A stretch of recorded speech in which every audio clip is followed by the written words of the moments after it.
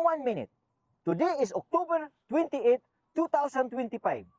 I'm here in the park to deny all the chismis in Tim Horton that is not true. It's not true that I got mad of Sunny Moros because my grant was denied. No, never. I never applied a grant in the city of Montreal. Yes, it's true that I called Sunny Moros a dictator. You know why? Because here in the park, public place, he came to me and he told me and my friend that we are not welcome in the park, and he requested that I should go away in the park.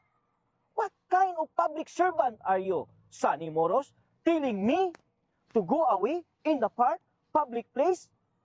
People of Montreal, I've been in the community since 1993, and I almost know what is the story of the community.